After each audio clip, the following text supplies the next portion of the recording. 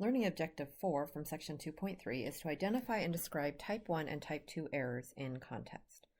I've written a little memory tool up here at the top of the screen to remind us of what a Type 1 and Type 2 error are. Art is my BFF. Art comes first, and so that's the Type 1 error, and BFF comes second, that's the Type 2 error. The A in art is actually an alpha, which is the symbol for the probability of making a Type 1 error. And then the R and the T stand for reject H naught when it's true. So that's what the R and the T stand for. The B in BFF is actually a beta. The probability of making a Type 2 error is beta. And the F and the F stand for fail to reject H naught when it's false. So the two F's stand for fail to reject and false. So let's look at this example. Food inspectors inspect samples of food products to see if they are safe.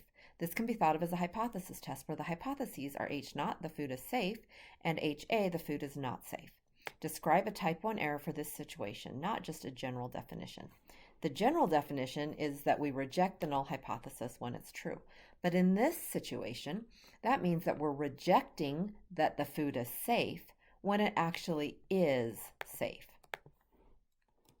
So in context, we would say that we conclude that the food is not safe when it actually is safe. So remember that rejecting the null hypothesis is the same thing as concluding that the alternative hypothesis is true. Describe a Type 2 error for this situation, not just a general definition. The Type 2 error is to fail to reject the null hypothesis when it's actually false. So the alternative is true, the food is not safe, but we do not reject that the food is safe. So in other words, we fail to conclude that the food is not safe when it actually is not safe. So notice that in both of these cases, we are drawing a conclusion that is the opposite of what is actually going on. If you are a consumer, which type of error would be the worst one for the inspector to make, the Type 1 or Type 2 error? Why? Well, if I'm a consumer, I need to think about what I would do based on if I'm told that the food is safe or not safe. If I'm told that the food is safe, I will eat the food. If I'm told that the food is not safe, then I will not eat the food.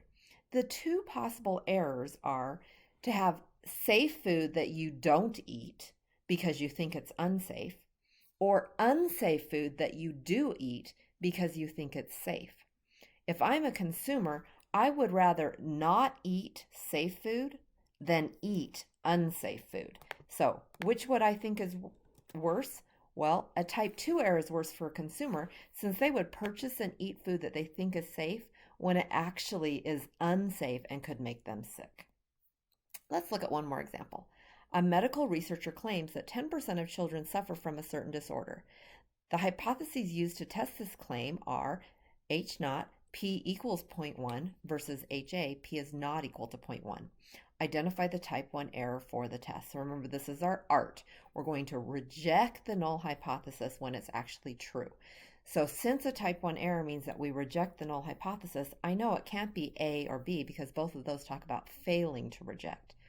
So it's either C or D. I'm going to reject the claim that the percentage of children who suffer from a certain disorder is 10% because I'm rejecting the null hypothesis when that is actually true, when the percentage is actually 10%.